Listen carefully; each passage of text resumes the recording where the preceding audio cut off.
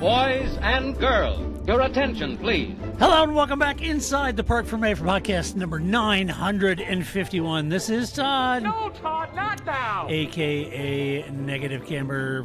Tonight, for your kind consideration, we are going to cover some F1 news. It must be said, it's the summer holiday. Not a lot of news. Well, there's some news, but not necessarily news we'd want to talk about. But there have been some good art. I'm not going to get into it. Anyway, we're going to talk about news. Before doing that, I have to go wrestle up my co-host.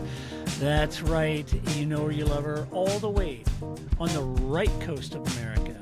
Nestled near, did I say nestled? Nestled. Isn't that nice? It's a new word. Near our nation's capital. You know her, you love her, the lovely, the redoubtable Grace! How you doing, Grace? I believe that the Haas factory is also nestled near the Ferrari factory. It is nestled over there. Nestled. I think you're right. Okay. I think you're right. Prime location. And it's a nice little area with a bunch of belladonna lilies, and it's it's lovely. Things are great. Well, it's Gene. He's got an eye for detail like that. Does our Gene? That's when I think Gene has. I think eye for detail. Yes. I think a prolific, near professional gardener. Yeah. That's what I think. I like that visual. I just want to sit with that for a moment. That's lovely, Because you see him with the little lawn cart with the little wheels, the little seat with the wheels that he just kind of wheels down there, and he's pruning and some little hedge clippers or whatever. Yeah. Little rake. Little Nice. round up. Kill that bastard. That's So right. So there you go, Grace. Grace, it's been a minute since you've been on because, Formula One felt like it was be a capital idea to jam 2 or 3 races back to back. 12 races in a row? Yeah, I know. That's great. So we've had a lot of what I would uncategorically qualify as quality time with Paul Charsley over the last few weeks. All time with Paul is quality, so yeah. It is quality. It is quality. It's always quality with Paul. He knows things. I'm going to take credit for Paul's fun time. Oh. Because I found out many, many months ago that his beloved West Ham was doing a big game over in the States. Okay. In Chicago. It was like a little series that Premier League did, and they came over. And I hit up Paul, and I sent him the link. Did you know about it? He said, no, it's awesome. He goes, I got to figure out a way to go. And he did. He and his wife went up to Chicago, had a great time. Chicago is great. I think they were blowing bubbles, whatever that means. But anyway, having a great time up. It's a thing. It's a West Ham thing. I don't want to know. Let's just. I don't know. I'm sure they come by it very naturally, and it means a lot to West Ham fans, and that's great. But he went and had a good time. So I was happy that he did. I was very I love happy Chicago. that he got to see West Ham and do all that. So I hope there he you go. Ate well. Yes, hopefully he did. There's a lot to eat in Chicago. He doesn't really need to go out. He's almost gourmet and chef himself. He does take some pretty nice looking pictures. So he does take nice pictures of food. I mean, some of that's crap I wouldn't eat, but see, he's got a more sophisticated palate. Like green beans. No, I just had those last night. So, Formula One news, a little thin this week. I'm a little disappointed in the F1 machine. Just because summer break comes along, though, Grace, doesn't mean Formula One can't, they have to stop pooping out news. They have to shut down their email. They got to take a break, Yeah. Give it another week. They're still on vacation. They haven't come back. Yeah, it used to be, in the old days, the F1 press, though, would just doggedly track down news and stuff. They don't have to. No, it's almost like they're taking a summer holiday now, too, which, hey, they work hard, granted. Yeah. So they deserve it. So the rest of us poor fans are out here, adrift, looking for news, and I've harvested what news I could find. Well, they don't have to stalk the drivers. It's all on Instagram, right? Like, you don't have to, I know. Yeah. Where is Carlos vacationing? We know. He told us in the last Williams podcast, and I'm sure he's posted on his Instagram site. Like, we don't have to track people down anymore. There's no, I know. Here I am, right? I know. There's a whole part of that, that you could sit, and just look at their Insta-lame, accounts and stuff, and then you write your news article, and and Toto Wolff dropped bombshell on team, blah blah blah, and it's just from a video he posted. So, and that's fine if you're like fans like us, and you're just a podcast and commentary, two friends talking about sport we love, right. And I get that, but I'd hate to think some of that showed up in an article. Anyway, now I'm just grousing. Why All not? right, it's fine. Hey, if you watch this podcast on the YouTube, just a slight helpful reminder that if you aren't subscribed, you can just go down. It's totally free. It doesn't cost you a dime. You just hit subscribe and hit the bell icon. We'd appreciate that. That would be nice. A huge thank you to our Patreon supporters. We couldn't and would not do this podcast if it were not for our Patreon supporters. So thank you very much for your support. Let's jump into some news. You mentioned Carlos. Shall we start there? Absolutely. Always. Okay. Any show that starts with Carlos is always a good show. It's got to be a good show. It's Carlos. That's right. It happens to be one of my youngest daughter's favorites. She thinks he's dashingly handsome. So he is dashingly handsome. I mean, I can't argue with her. She likes Charles too. Yeah. Also dashingly and Lando. handsome. She likes Lando. Yeah. So let's start with Carlos Sainz. Now I'm going to give away a book idea here, Grace. Okay. All right. And it's because I don't have time to write it. Okay. So the only thing I would humbly, hat in hand, ask is any enterprising person out there or journalist or whatever that takes this idea and runs with it, because I would buy this book. Mm-hmm. I just humbly ask for 10%. Okay. I don't think that's asking a lot. Yeah. I'm handing the concept right here. So I was reading this article about young Carlos Sainz and, kind of what they experienced at Hungary, which was not a great race for Williams. Let's be honest. They were struggling a lot. But he says they had a long debrief after qualifying where he told them in detail where the car struggled and why the car was lagging at a circuit like Hungary. And he said this. I'm going to read the quote. Hat tip. Where did I get this quote? Autosport. Hat tip to Autosport. The quote is, Hungarian, it's always been a difficult track for the team. We had quite a long debrief after qualifying because obviously I'm coming from the team that was on pole going back to a team that was in P13 with me. I could give them very strong feedback on why this car is lagging around a track like this. Obviously, for this year, we cannot do anything, but for the future, hopefully, it's a very big learning curve for the team to know how we need to develop the Formula One car to be successful and competitive, also in tracks like Budapest or Barcelona. Right. We have relatively poor aero characteristics in long corners where you need to hold the downforce from entry to mid-corner. We struggle with these kinds of things. It's hard, or it's been a trend for a very long time. That's why long straights and sharp, short corners is good for the team. But at the moment, we get into long combined corners of Barcelona, Hungary, Qatar, the car really struggles. It needs a very big design philosophy change for the future. We're trying to understand where and what to change to make sure the next year's car is a bit more of an all-rounder and gives us a better platform to work in multiple tracks, end quote. Okay. What do you think about that? Well, I think considering the Ferrari fired their best strategist, that's pretty good. Yeah. I mean, and James Vowles, I might watch a lot of Williams content. I mean, right, it's not like he's not forthcoming with these kind of statements either, right? He's aware, he's shared these things.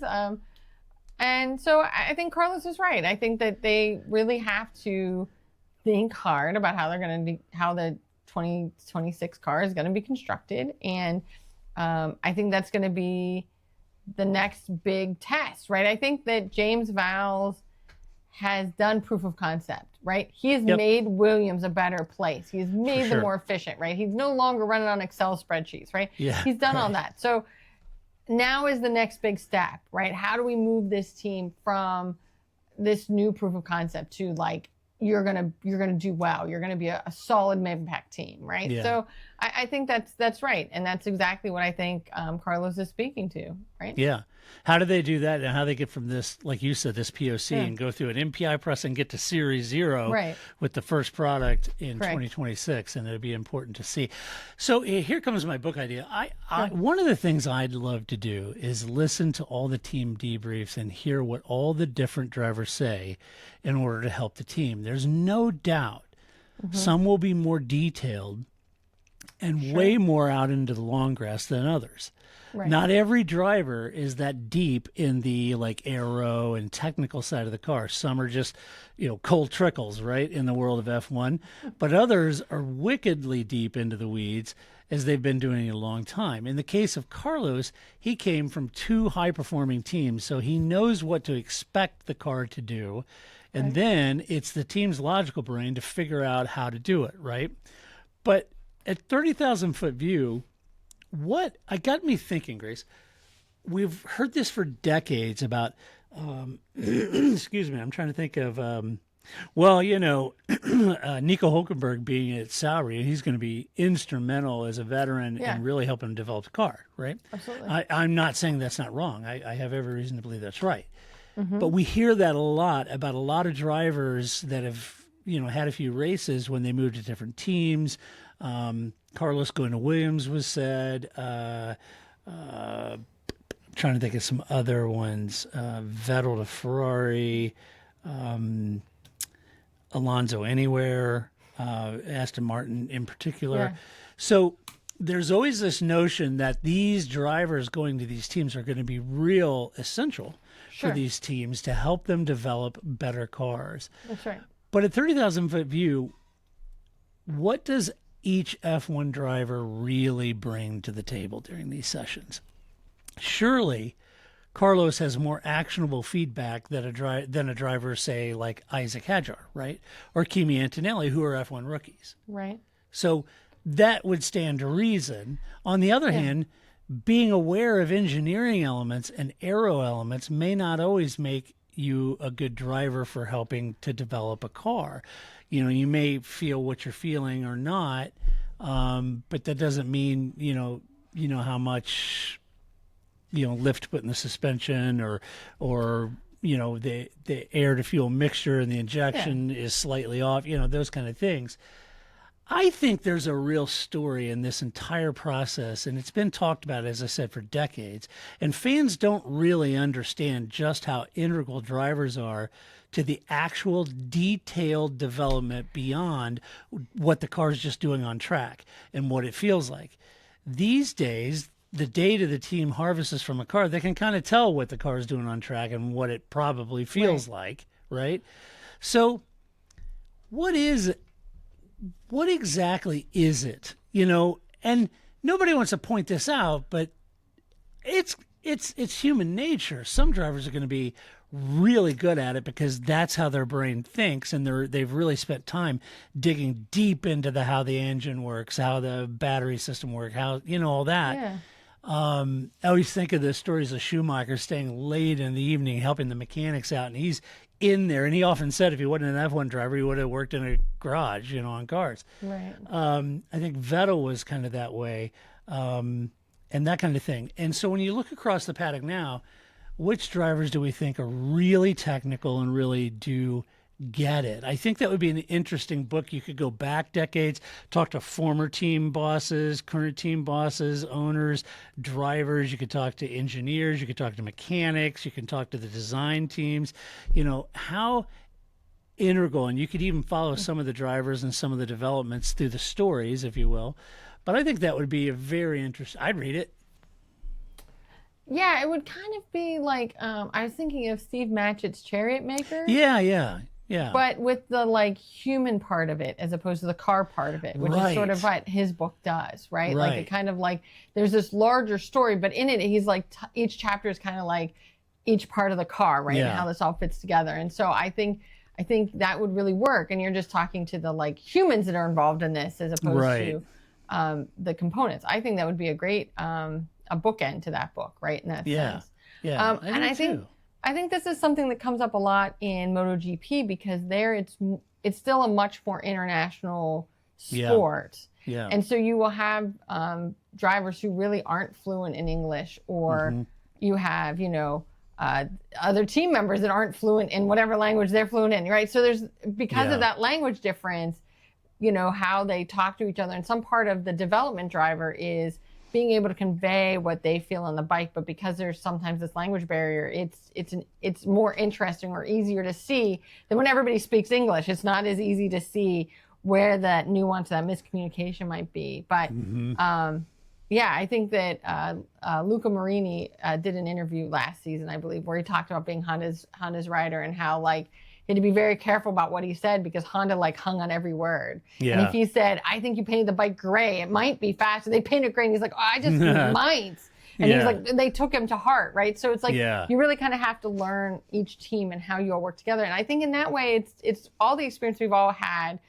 A team is a team in some way, just like a widget's a widget, right? Yeah, and right.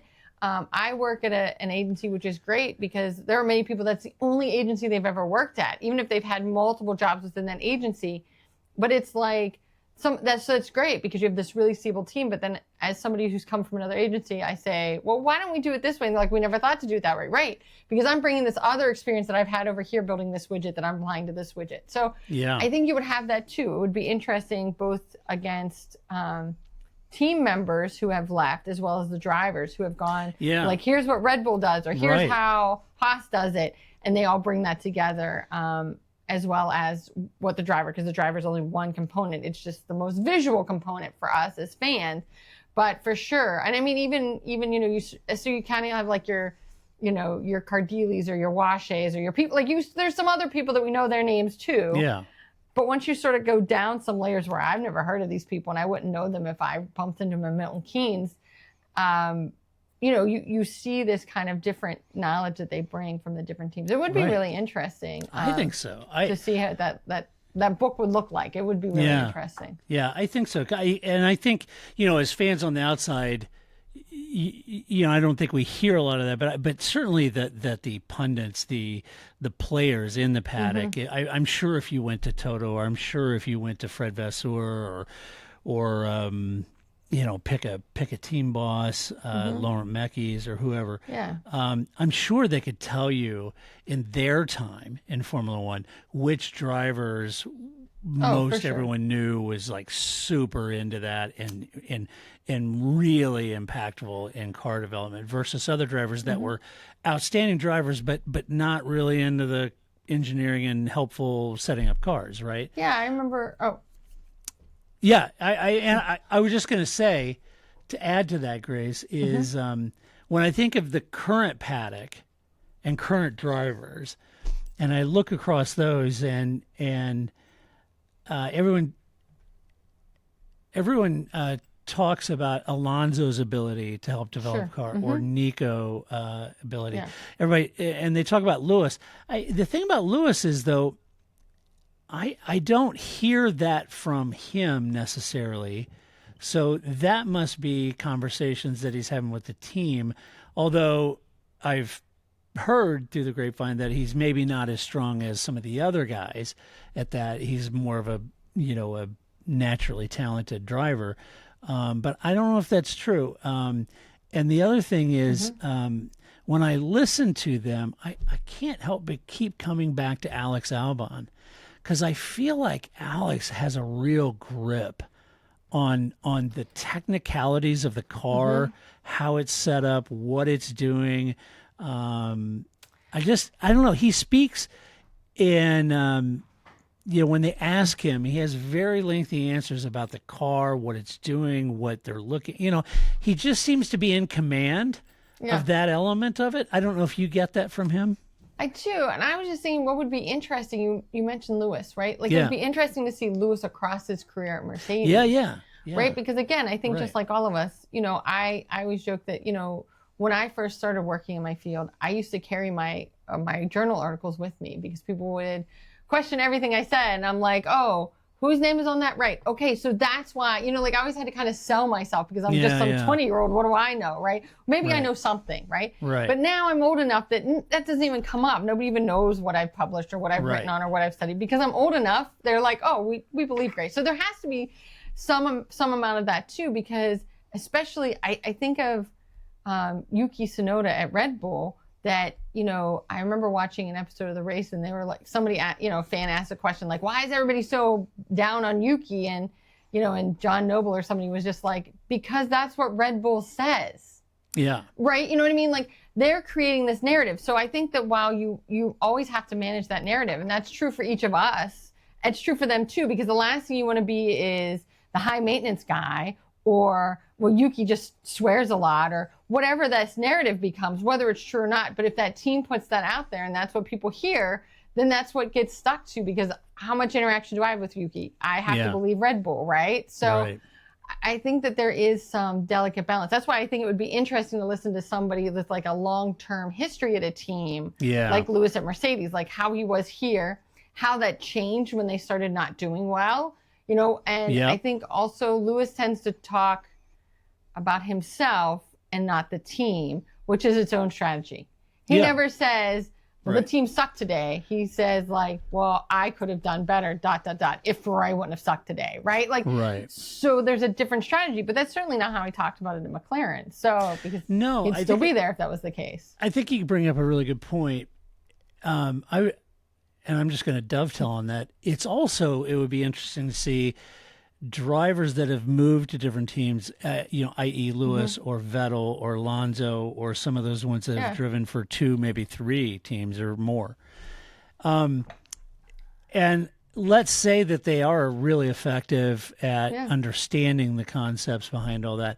There is that dynamic of how much does the team really want from them? How much is the team willing to take the time to talk to the driver, and I'm not implying anything, but some engineers and designers and stuff like that, they're, at the absolute top of their game, and they're like, okay, that's the driver. That's, that's what they always say. That's a commodity. We know what we're doing. And in the case of Adrian Newey, he does, so I think the helpful, what's the car doing on the track? What's it feel like? And what happens when we give you these parameters?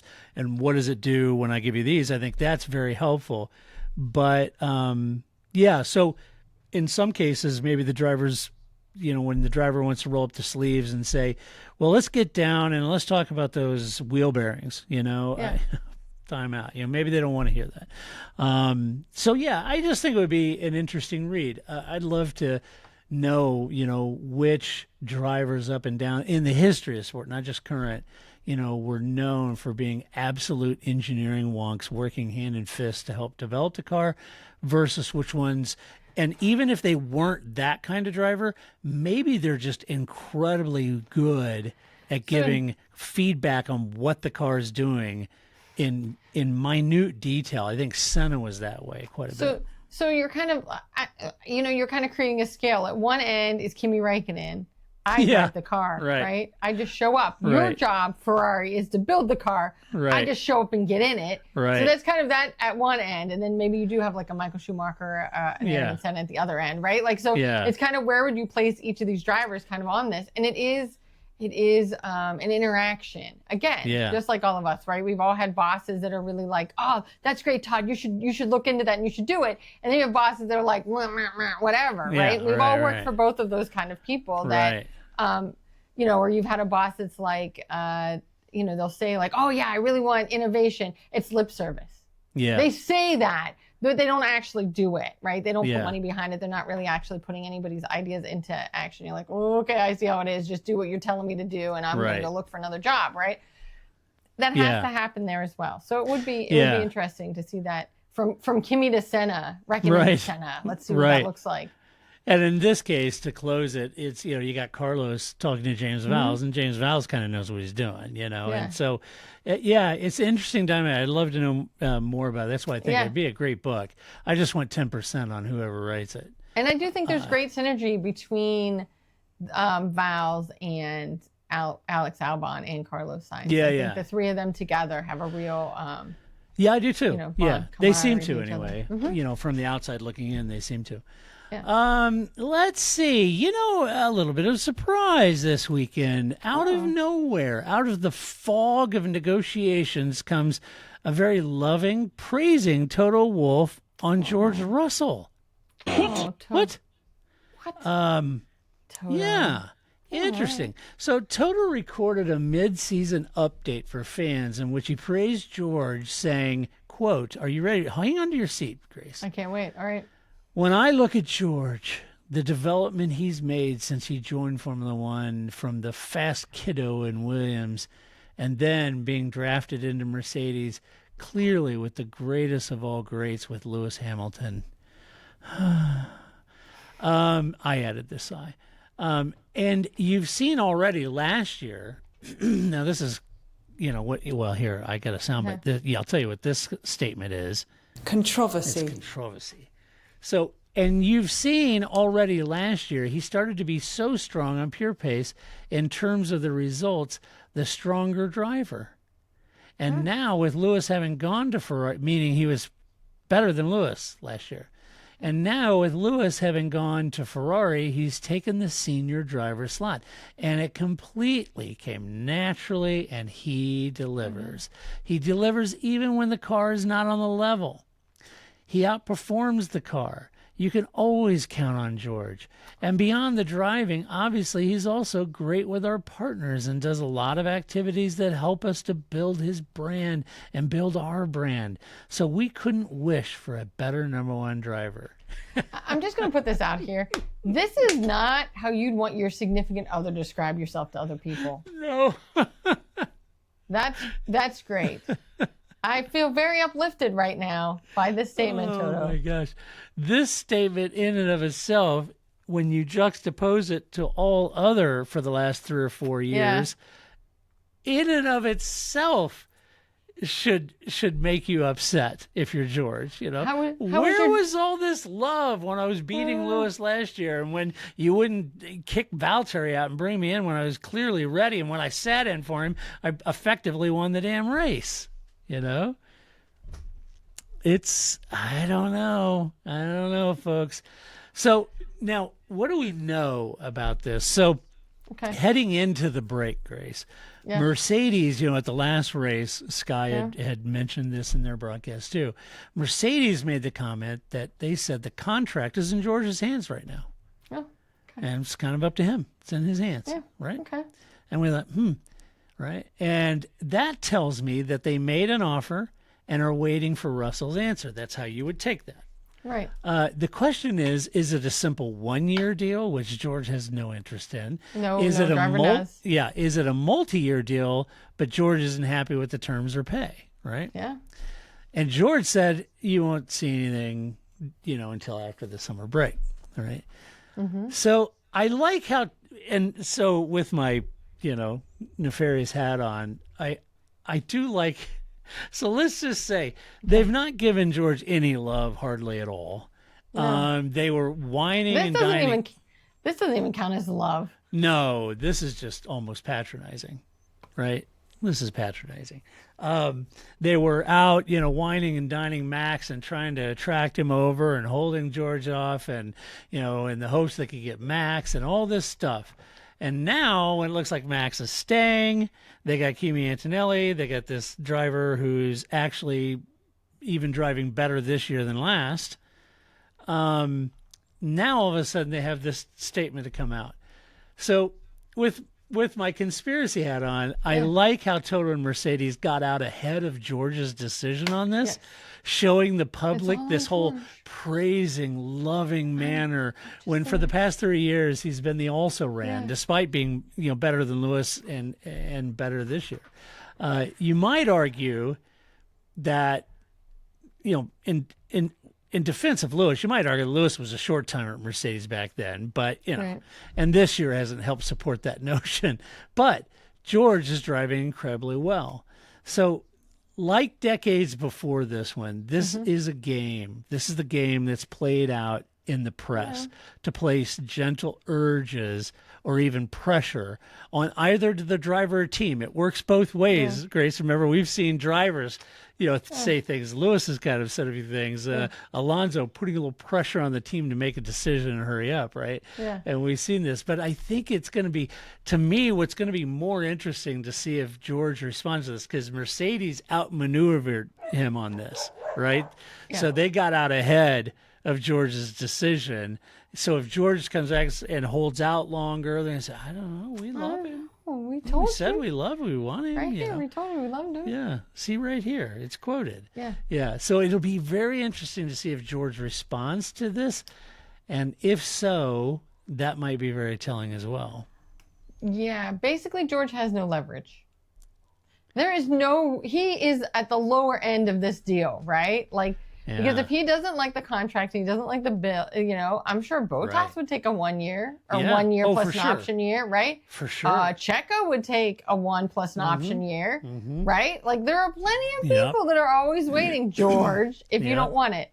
And I think that, you can see the difference in the way that Toto talks about Kimi versus the way he talks about George. Totally. And George is getting screwed again. Once again, you are Esteban Ocon, my friend. You have no leverage, and you listen to Toto's lies. And now look where that's got you, right? You stayed at Williams, and then Toto promised you, I'm going to bring you up. At least he did bring him up to the main team, unlike Esteban, who completely screwed 2 years over. late. But at least he made it there. So I don't know. You're going to have to either accept the terms they have or make yourself comfortable in whatever second car is next to Esteban Ocon. And you can just be, Toto's rejects together because you have no leverage, my friend. Yeah, and you could argue, I said back then that, now, it was 2 years late. They should have brought him into Mercedes much earlier. They said, now, wait a minute. George is really younger than Kimi Antonelli. No, I know, right? I think not. How convenient, right? Yeah, that's a convenient argument. Yeah, now it's totally fine, Yeah, right? now it's totally that fine was to throw a then. 17, 18-year-old in there. But, back then, George was pretty young. He's still a little rested. Let's get out of here. I don't know George. I've never met him. Maybe he's a prickly character. Maybe he isn't that likable personality. I have no idea. But maybe he's a jolly guy and he's a delightful guy. I have no idea. But he has just never really been this team's favorite. And to have a comment like that is... Which is so random because he's always he seems to be like the marketing dream, right? Like, well, you would think. He's got a quirky personality. I'll give him that. But... He is quirky, but I don't know that you would have to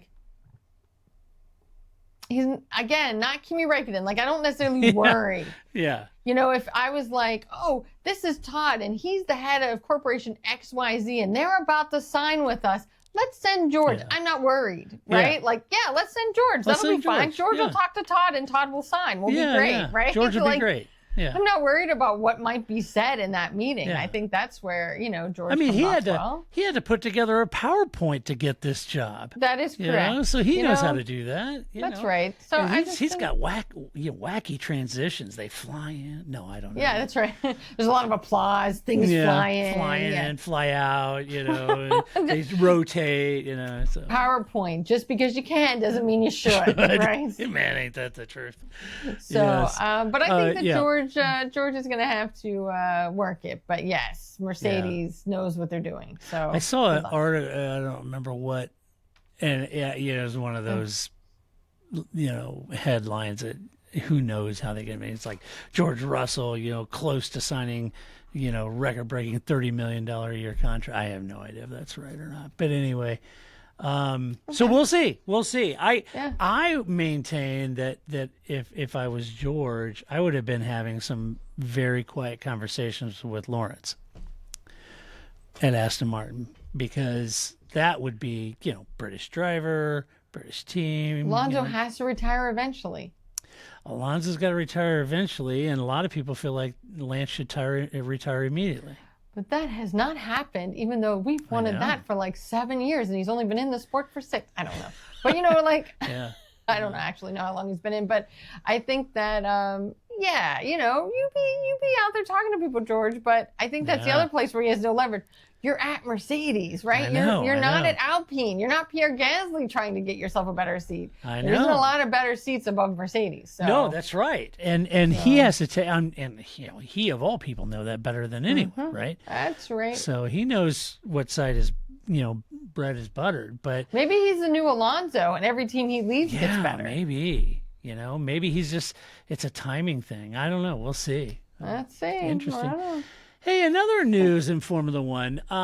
So there was an article, I believe, over Auto Sport talking about the FIA apparently in 2026 is still leading with another mandatory two-stop in Monaco. Sure, because it was great the first time. Why not keep it? It was great the first time, wasn't it? It really, Yeah. let's see, what do they say in F1? Spiced up the show. Yeah. Just bring in those random rain clouds too while we're at it. That really spiced the up the show. sprinklers and shortcuts and so there was an article that said Monaco is still slated to have a mandatory two-stop rule for 2026, and James Vowles was befuddled as to why. And this is the face. I can just.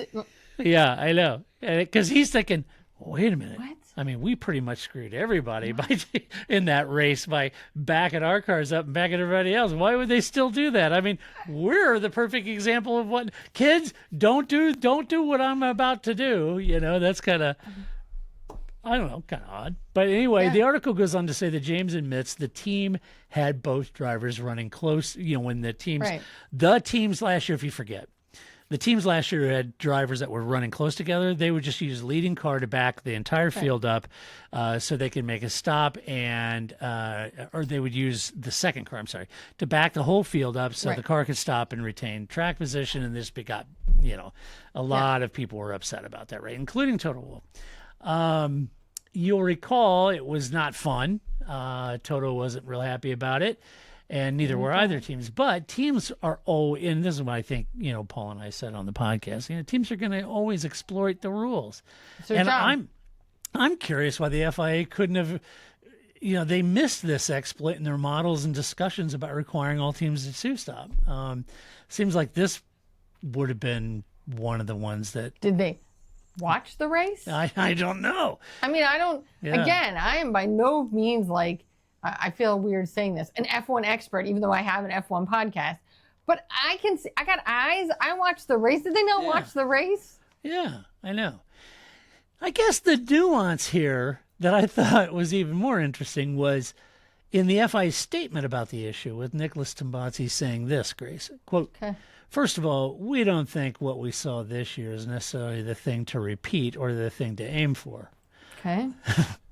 Okay, there is an issue to be addressed. Very good.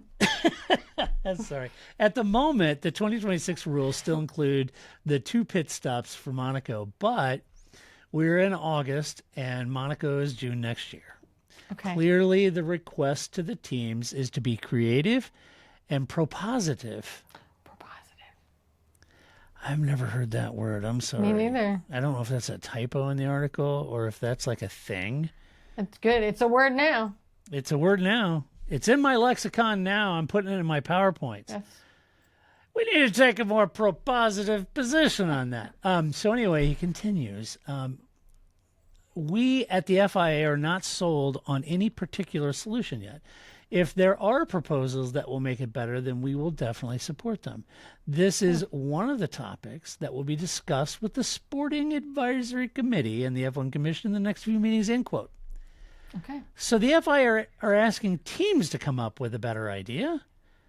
I mean, I don't know, were they just too busy changing the internal regulations to safeguard MBS's presidency to consider creating their own plan? Or what exactly is going on there? I mean, it's, maybe come up with multiple different ideas. You could always have the teams, chime in on them, let them review them and chime in. You should do the first draft. Yeah, right. Maybe, exactly. Right. You should do the first draft. And you present it, and we all will comment on your first draft, right? Again, that should come from you. Instead of saying, yep, it's going to stay that way until one of you SOBs come up with a better idea. So I think there's a simple solution to this.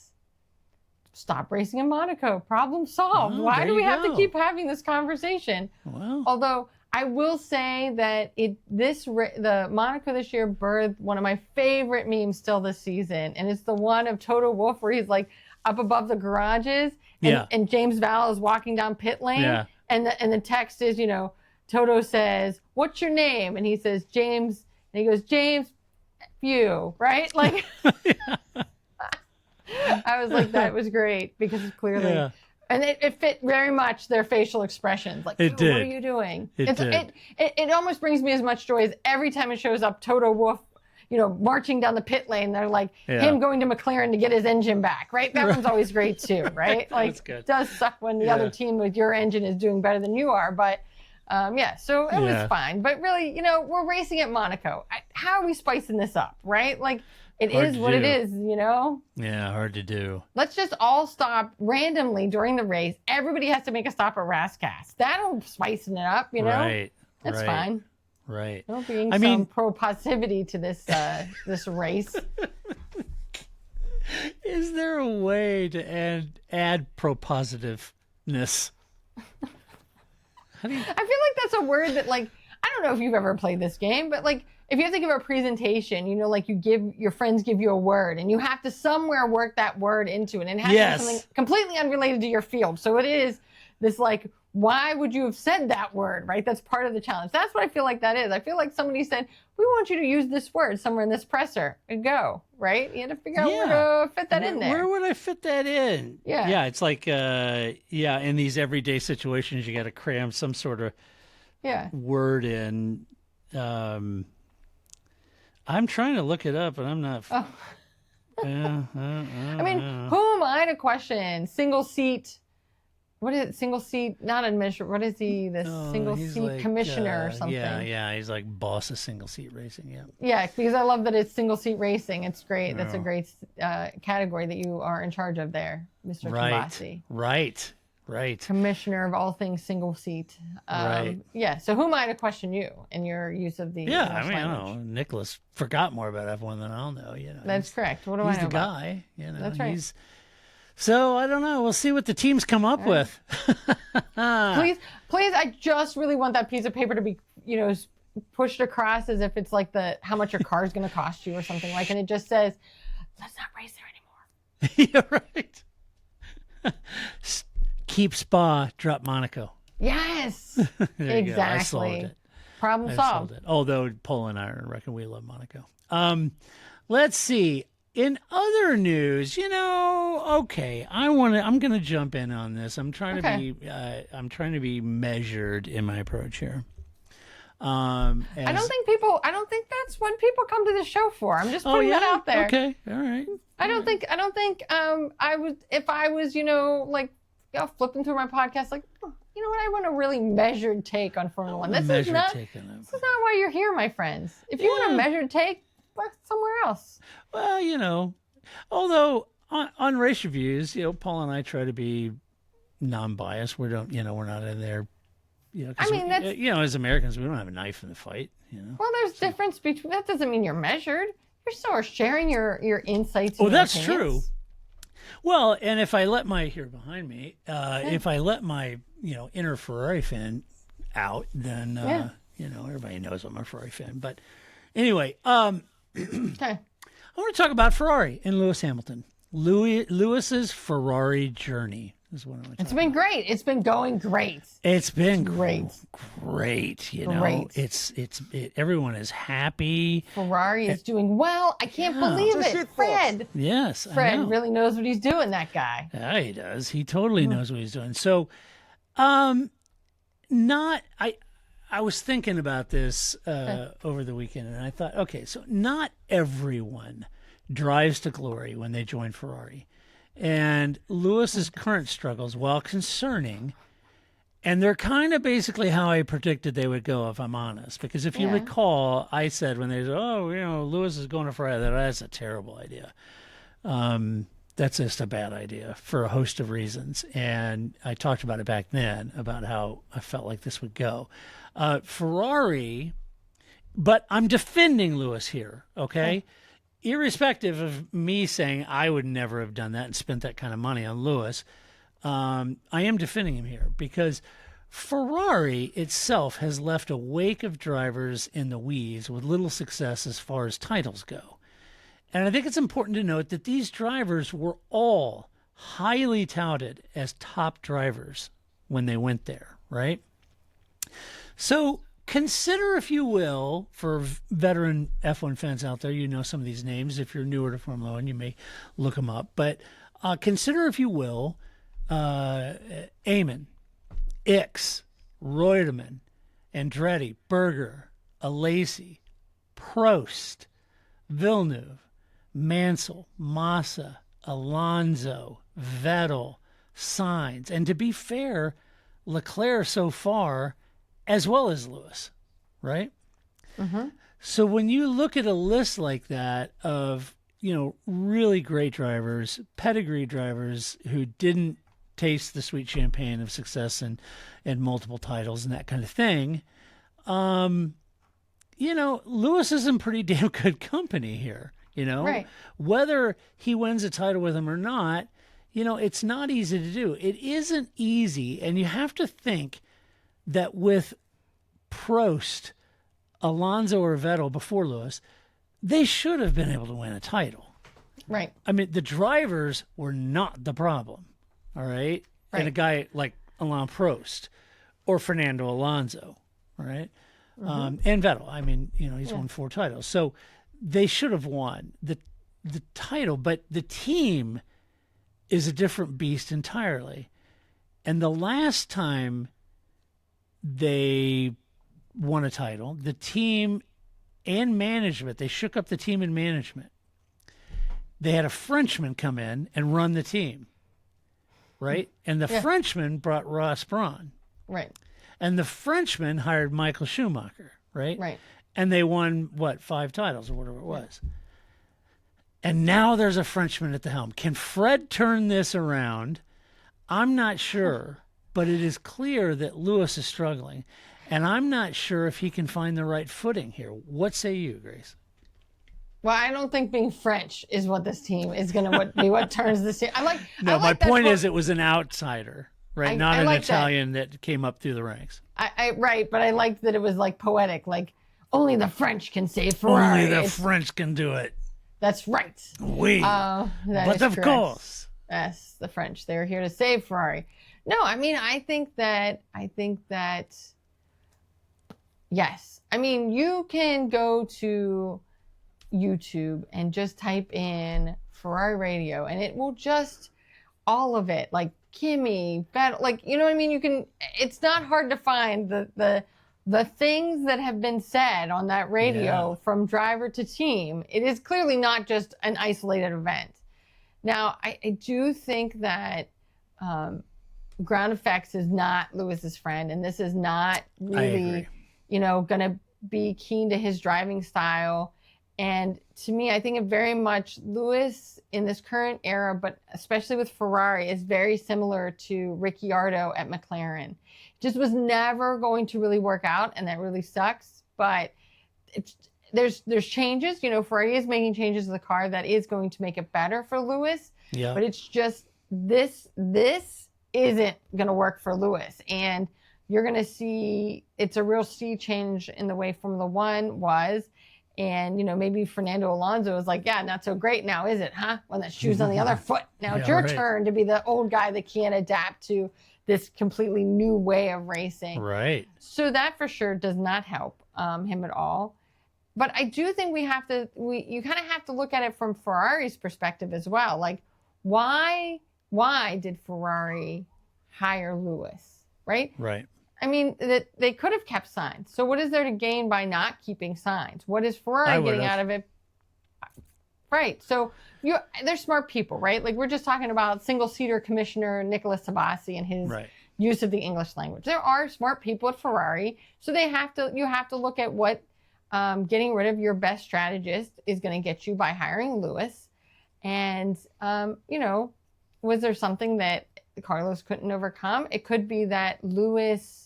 I could see Fred maybe can leverage. Lewis is a world champion, and he can leverage that to get his way heard, right? Like, I brought you this great person. Let's make this team work the way I'm suggesting it, right? It may give Fred some space that just being Charles Leclerc's guy isn't going to give him, right? Because that's true too. He has a relationship with Charles Leclerc, and if you want Leclerc to do well, bring in Fred. But it wasn't enough. So maybe this is it. I think you talk about, you mentioned Vettel, and I think that Ferrari, when Vettel was there, and he came in under Arrivabene, and then Arrivabene was fired before Vettel even got there, right? Like, it was not the same Ferrari that it is now, even though in like broad strokes, Ferrari over the course of time has been very Ferrari-like. I think what Vettel was going into is very different than what Lewis is coming into. I agree.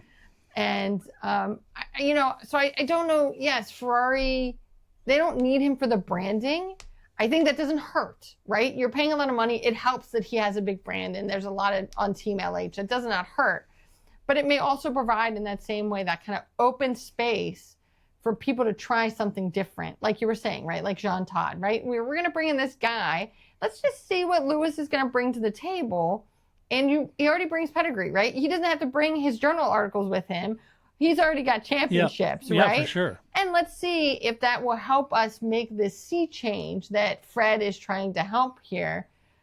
I mean, it's kind of like bringing in like the CEO from another successful company, right? Like he was over there. You already have seen what he can do, so let's bring him over here and try to apply some of that to here. Yeah. I think that Vettel could have done that. I think that if Vettel was 5 years later, he could have done that. I just think that when Vettel came in was just such a disaster for Ferrari. Yeah. It's saying something for Ferrari, but it was just, it didn't matter. It didn't matter how great Vettel was. That just was, they were not in a place for that. No, they weren't. And they went through all kinds of big changes over there, when they got rid of Dimano Zemelo all the way down.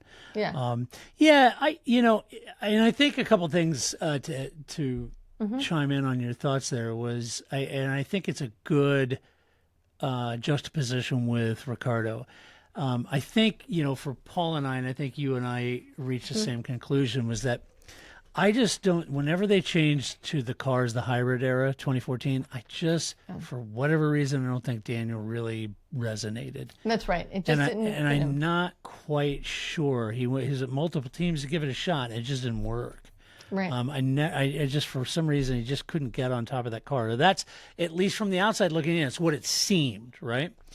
And I feel like this aero ground effects thing has had a similar impact with Lewis, it would seem. And who knows, next year he could really flourish. Maybe that kind of downforce and the way it's generated and the chassis and everything with the big regulation change, he could really fly. Who knows? I do think, in my opinion, though, it's a tall order for him to beat the likes of Max, Lando, Oscar, George, and Charles these days. I just think it is.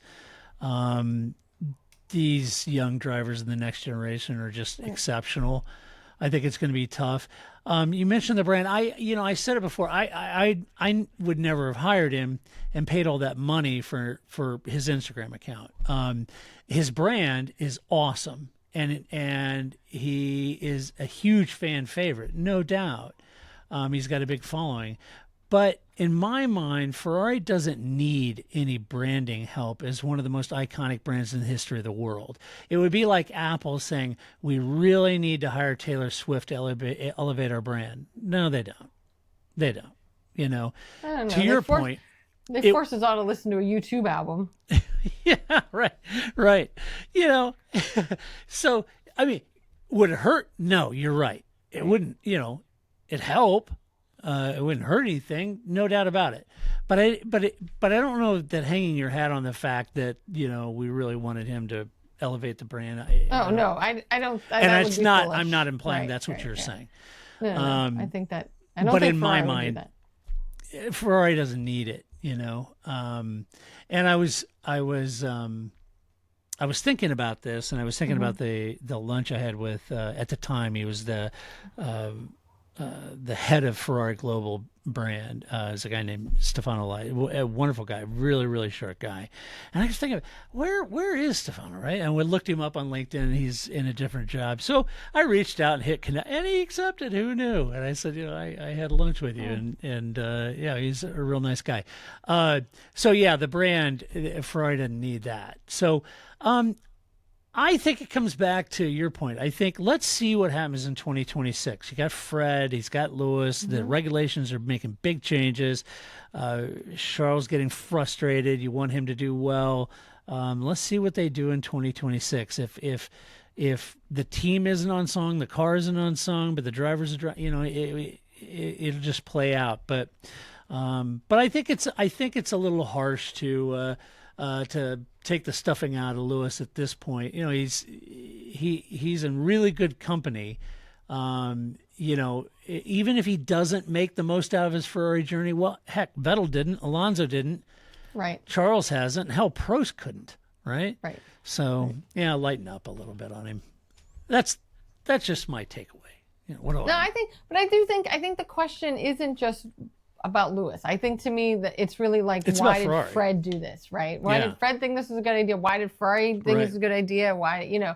So I think I think there's a lot going on here that isn't just Lewis. I totally agree. Totally agree with you. It's interesting. Yeah, this isn't just a Lewis issue.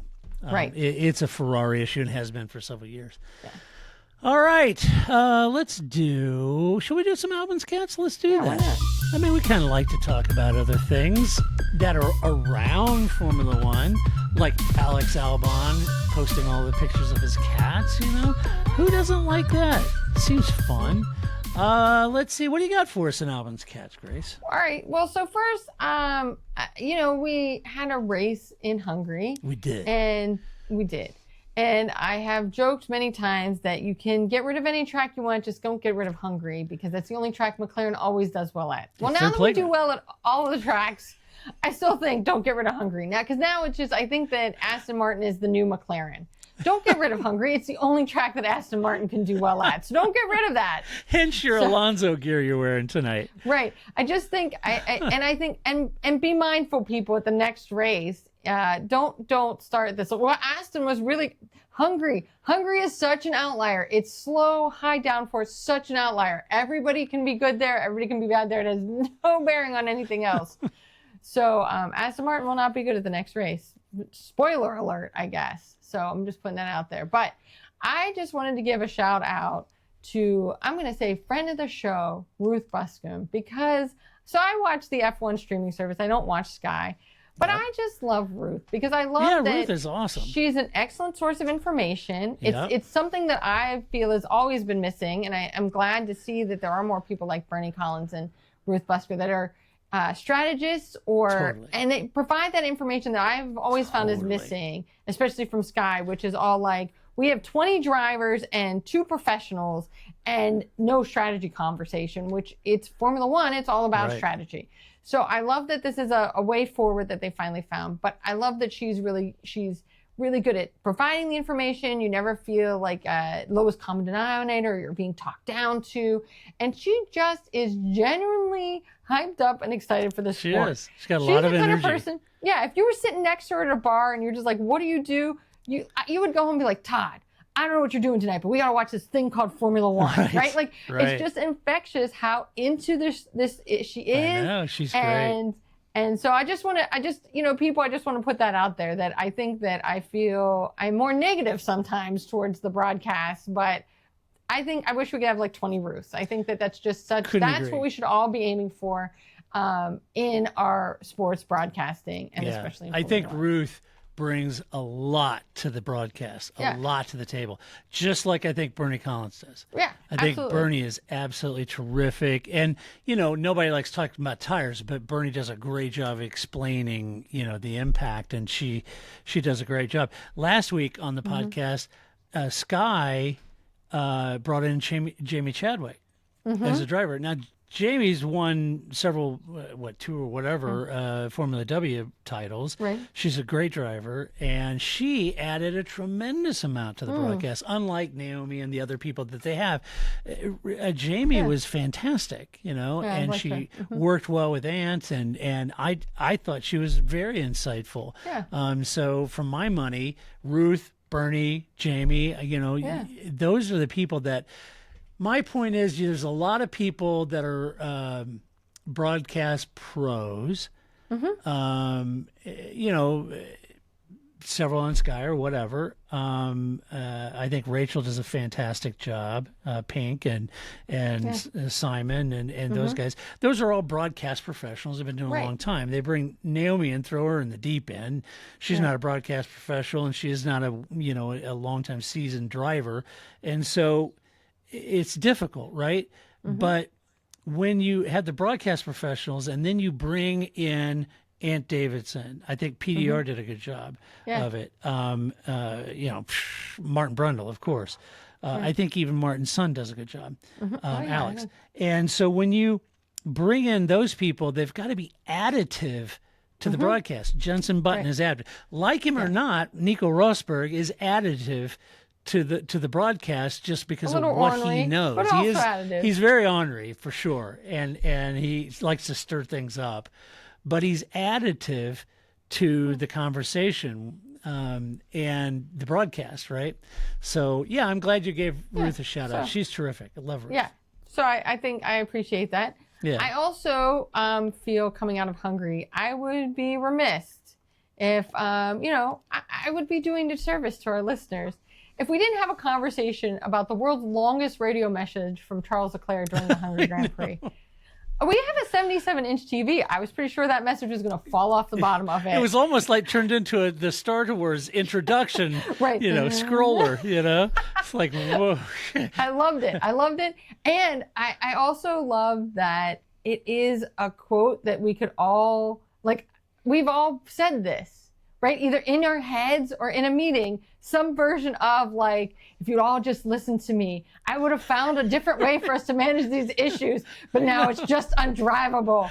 This is unbelievable. We're never going to finish on a podium. It was just you could just feel it. And it was like, oh, Formula One drivers really are like us, because we have all been in that position where you were several years ago with the BMW. You said, Chris Bangle, if you would just listen to me, I can figure out how to do the trunk. I blame everything on Mike Elliott now. Mike Elliott is also like Chris Bangle, right? Mercedes is like, Chris, if we could have done this, we've lost all competitiveness now. If you just listened to me, I would have found a different way to manage this issue. So it's just I love that quote. It was just, earlier we were talking about Ferrari and all its Ferrari-ness, but this was one for the ages, and the fact that it was just the whole side. I was like, whoa, we're gonna have to get a bigger TV. I don't think we needed one, but I guess we do now, right? Yeah. So I just wanted that. I just couldn't let that go, even though I don't get to be on the race podcast, because that for sure, I don't know if it would have been my donkey of the race, but it was sure great. It was a great moment. It was great. Yeah, I enjoyed it. Good. And then I did, a little MotoGP conversation, but this one does have, in fact, a Formula One tie to it. Totally does. You remember the other friend of the show, Gunther Steiner, your favorite, Gunther. Steiner. Yeah, the Steiner. Yeah. Yeah. So apparently Gunther Steiner is going to buy the Tech 3 MotoGP team. They run KTM currently. Yeah. So that's going to be great. I just why not? Why not bring that personality into another team that we all have to watch?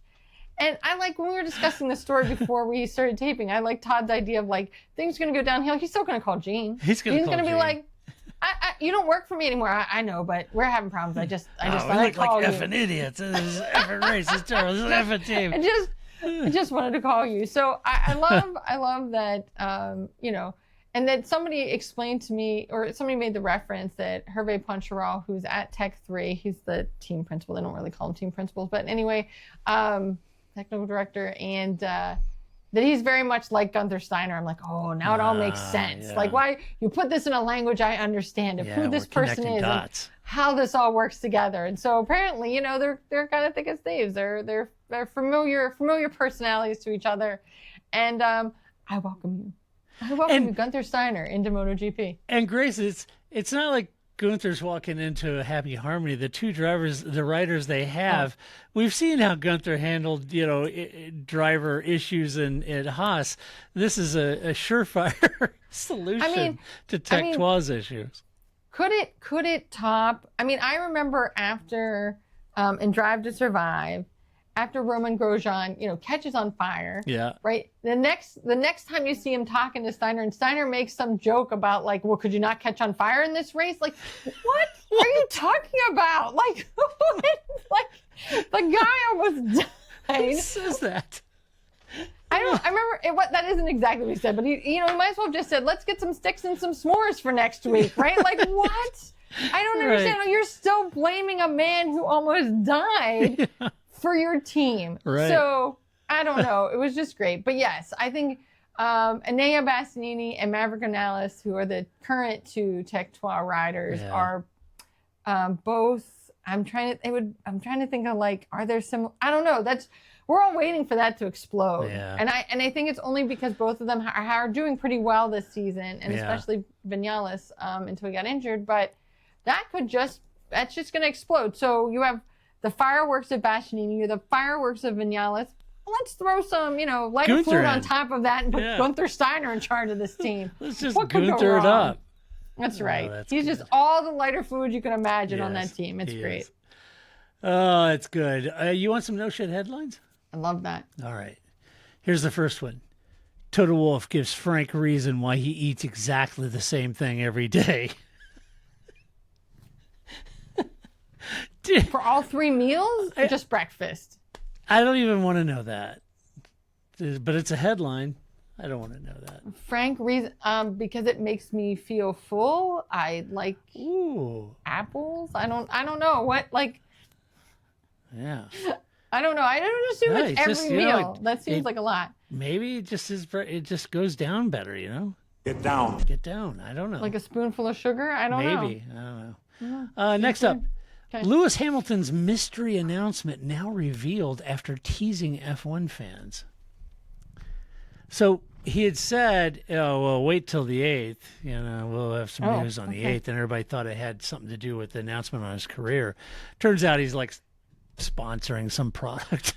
It's like buy my new beard lotion. Right? Yeah, it was like really okay. Okay, that cool. kind of fell flat. My new fragrance. Yeah, it's like okay. I mean, Lewis Hamilton, you're great. You are not Beyonce, right? No. Like you cannot just be like hang around for the 8th, and we're all gonna be like, yes, whatever Beyonce does, we're into it, right? Oh my gosh, that product! I'm buying a case of it or whatever. It's non-alcoholic spirits or something. I don't know. Oh, okay. Anyway, let's see. Next up, F1 team told to sack driver on the spot after worrying error behind closed doors. Okay, now, first of all, this has to be Alpine. It is Alpine. Okay, because that's the only team that has to be Alpine. It is Alpine. Perfect. And I love the headline, F1 team told to sack driver. Told by who? Well, you read it's fans. Probably. Okay. Calapinto? I mean, really? Who told Flavio what he had to do? I don't know that was, okay. Whatever. Nobody tells Flavio what to do, let alone the fans, right? Nobody tells. I do always love the fan questions. I mean, again, I watch a lot of Williams content, but I love when they say things like, James, when are we going to develop a better engine? Yeah. We? Right. We aren't doing anything. We're not doing anything. But James never answers it that way. He's like, well, actually, we're working very hard, in his very, James Val kind of way. But I just love me. Yeah. I'd be like, wait, what are you doing? It's like my cats, right? Like, oh, did I wake you up? What did you do today? Did you contribute to this household? Did you sweep the floors? Did you go to work? Oh, but I'm not like on the dot with your food 5 seconds late. Right. Right. Yeah, what did, that has an accident on the front. What did we do here? Well, we didn't do anything. We didn't do anything. Yes. You did this. No, nobody tells Flav what to do. No, Flavio. No. Let's see. Next one up. Moment that caused F1 team to boycott Sky Sports revealed as Lance Stroll has X-rated meltdown at British Grand Prix. The only thing I can think, if it was X-rated, has Lance taken to putting his hand down his pants and adjusting his junk in public? Like his dad? What's going on there? I assumed he meant his language, but... Yeah, maybe. Could be his language. Is that where he had the tantrum? Where did he have I don't remember what race that was. British Grand Prix, yeah. Was it? Well, that could be. Yeah, he had that big tantrum that we all watched. Yeah, he did. Yeah. We couldn't hear it, but... I don't know if he shoved and punched his trainer again or not. Let's see. Next up, F1 team forced to release statement after star rushed to medical center after suffering, get this, horror crash in modified car. Now, that sounds like just some completely, out in the pasture, sketchy stuff going on there. It was basically the test that they did with the cars, and it was guess who? Colapinto. Oh, There you go. So, see, that makes it sound like he was like soapbox racing at like some Red Bull event. yeah, What are we exactly. talking Yeah, about right, here? right. With the wings, and they go off the end and see how far it'll fly before they crash in the water. Right. a modified Yeah. car? See, Okay. see headline number 3. I read. Let's see. McLaren chief Zach Brown admits rivalry with Christian Horner went too far as he predicts healthier relationship with new Red Bull boss Laurent Mekies. Everybody, I'm gonna have a better relationship with Laurent Mekies. What are you talking about? No crap, I'll man. guarantee you when I see Laurent Mekies in the paddock and wish him a happy birthday, he'll be pleasant about it. I'll be We're like, all going to thanks. have a better relationship. I find it so That rich. It's is such a great. Zach move, isn't it? It's so good. Yes. Oh, I was too harsh on that Yeah, guy. I went a little too far, but my relationship with the current boss will be much better. It's Laurent Of course it will Mekies. be. Because Yeah. Laurent Mekies is like, as far as like, he's not quite Franz Toast, but No. on the he doesn't strike me as somebody who engages No. like the way Christian Horner does, you No. know, and No. he's not gonna crash his little monkey symbols for Zach Brown to play off of, right? Like that's Right. which I do. Speaking earlier about Nico Rosberg's orneriness, I did watch that where he was like, oh, come on, Zach, you're gonna miss him, aren't you? Right? Yeah, like, come on, Yeah, give I us a know. little spice here, right? Yeah. So It was funny. I love that. My new relationship is going to be so much better. It's It is for everybody. It's a going to be healthier better for relationship. Yuki. It's going to be better for Max. Everybody's going to have a better relationship with Laurent Mekies. How Right. can it not be? Right. That's basically, it went too far. So now that he's gone, the problem, we just fixed the glitch, and now it'll be much healthier with glitch. Laurent Mekies. That's right. Then finally, one that Paul sent me, the quote is, if I had an F1 team, I'd hire Verstappen. That's from Emerson Fittipaldi. That's great. When you're two-time world champion, you could be a little bit of Captain Obvious, I think. I guess I want to know what the full interview is, right? Because we often Yeah. talk about that, how Right. like they'll get some word quote from Right. Toto, and it's like somebody asked him a question and he answered it, and they just didn't tell you the question, right? I want to know how this came up in conversation, I because know. I'm sure that Emo's not just walking around being like, I'm going to start a team and I'm going to put Vettel on or Max Verstappen on it, right? Like, Right. why Yeah. did they ask him that's, and he was I probably know. just like in between bites of his pasta or whatever, and he was like, I don't know, Verstappen. That kid seems good. Yeah. Yeah. He looks like This isn't really stretching it, Mo. It's not like No. Mo said, if I'll tell you what, I know what everybody's saying, but if I had an F1 team, I'd hire Ollie Behrman. Yeah. You Esteban know? Ocon. He's You your go, guy. whoa, Yeah. really? Ollie Behrman? Oh, okay. interesting, Yeah. If That's I had stuff. an F1 team, I'd hire Franco Colapinto. Yeah. Yeah. Nope. See, that would all be like, Really? Really? Okay. But when you say, if I had an F1 team, I'd hire the best driver on the grid. Yeah. Yeah, you probably would. Cool. Yeah, you probably would. So Although there you go. I hope in honor of that endorsement that Max grows the sideburns, right? Oh, the chops. Yeah. Somebody on that grid, Carlos Sainz, could pull off the chops in a Ooh. big way. That's right. I He keep trying should do the chops. because Flip has grown out a tight beard, right? Yeah. Kind of like yours. And so Uh-huh. I keep trying to convince him, like, come on, grow out some sideburns, do the Yeah. full emo. He's Yeah. like, I'm not doing that. I'm like, come on. Yeah. If you're gonna have a beard, I think that's the way to go. I think doing the whole MO side, the chops Yeah. would be awesome. Yeah. Bring it back. Yeah, that would be awesome. Be a real trendsetter. Be a trendsetter, I So think Max, I think got a few Carlos could days. pull it off. He'd look good in that. Yeah. Carlos would look good in anything. It'd be He fine. would. My daughter know. would agree. All right. Well, that does it for this podcast. Let us know what you. So let me go back here. Just let us know what you think about Lewis's Ferrari journey. Am I wrong in defending him here? I mean, there's been other great drivers that haven't had a great time at Ferrari. So let us know how. The list of who has had a great time at Ferrari is way shorter than those who have not. Way shorter. Yes, exactly. Let us know how you'd fix Monaco. Tell us what you think of Toto and George. And then finally, do you like my book idea? about drivers' feedback and car development. So there you go. So let us know what you think. And we'll be back next week. As always, you know, Grace and I will cover the news. We've this summer break. Don't fret. We're going to be here for you. That's right. We will be here for you. And, you know, ultimately, folks, it's free, right? We're not charging for this, and we're going to be there for you. We're going to help you walk through the summer. We're going to keep Formula One in your brain during the summer break, even though the press and the drivers and the teams are all locked down. So we're going to keep talking about it. So in the meantime, if you like the podcast, go over to your favorite podcast player, give us a good rating, give us some love over there. Appreciate it. Also, share it, spread it, tweet about it, or X about it, or whatever. Post it. It's one thing that we don't get a lot of love on is sharing and spreading the Park for May on all your socials. So and tag us and all of those. It'd be helpful, and we would be very, very grateful for your help. As I mentioned at the beginning of the podcast, thank you to our Patreon supporters. We couldn't and wouldn't do this podcast if it were not for our Patreon supporters, and also. We're very grateful for those who contribute to the website and buy merch and all of the good things. But until we come back next week and do it all over again, this is Todd, a.k.a. Negative Camber, saying so long, Grace. See you next week. That's it, man. Game over, man. It's game over.